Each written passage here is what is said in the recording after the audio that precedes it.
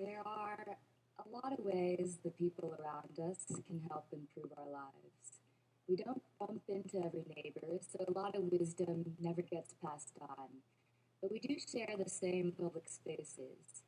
So, over the past few years, I've tried ways to share more with my neighbors in public space, using simple tools like stickers, stencils, and chalk. And these projects came from questions I had like, how much are my neighbors paying for their apartments?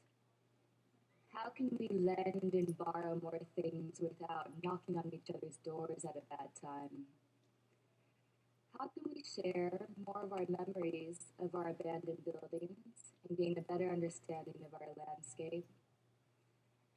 And how can we share more of our hopes for our vacant storefronts so our communities can reflect our needs and dreams today?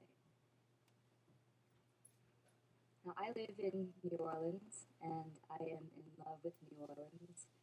My soul is always soothed by the giant live oak trees, shading lovers, drunks, and dreamers for hundreds of years.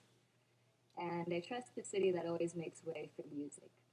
I feel like every time someone sneezes, New Orleans has a parade. The city has some of the most beautiful architecture in the world, but it also has one of the highest amounts of abandoned properties in America. I live near this house, and I thought about how I could make it a nicer space for my neighborhood. And I also thought about something that changed my life forever. In 2009, I lost someone I loved very much. Her name was Joan, and she was a mother to me. And her death was sudden and unexpected. And I thought about death a lot.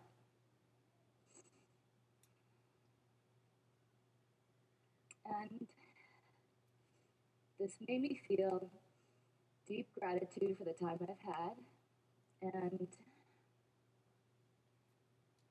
brought clarity to the things that are meaningful to my life now.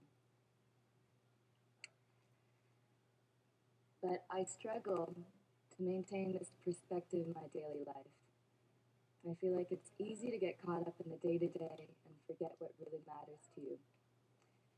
So, with help from old and new friends, I turned the side of this abandoned house into a giant chalkboard and stenciled it with the fill in the blank sentence: before I die, I want to. So, anyone walking by can pick up a piece of chalk, reflect on their lives, and share their personal aspirations in public space. I didn't know what to expect from this experiment, but by the next day, the wall was entirely filled out, and it kept growing. And I'd like to share a few things that people wrote on this wall. Before I die, I want to be tried for piracy.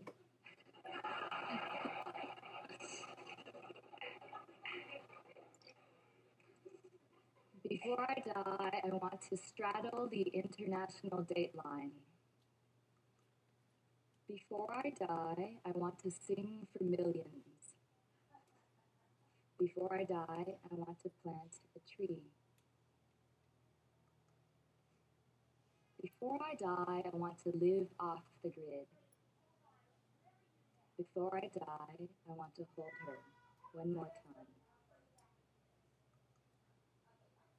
Before I die, I want to be someone's cavalry.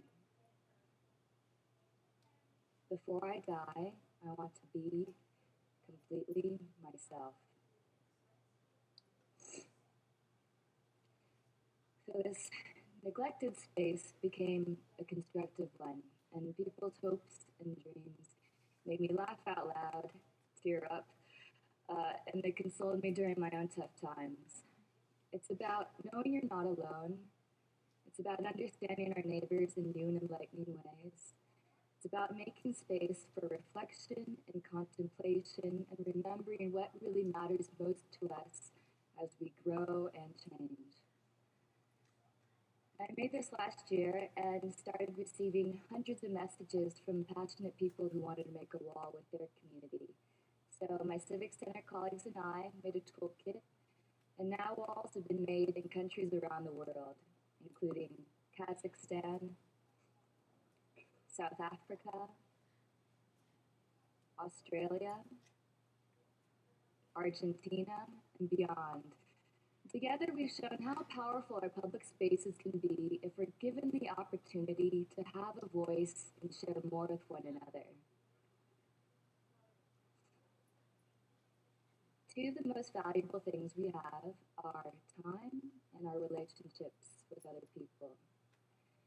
In our age of increasing distractions, it's more important than ever to find ways to maintain perspective and remember that life is brief and tender.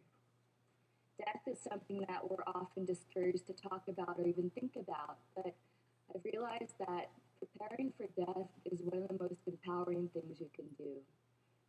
Thinking about death clarifies your life. Our shared spaces can better reflect what matters to us as individuals and as a community. With more ways to share our hopes, fears, and stories, the people around us can not only help us make better places, they can help us lead better lives. Thank you.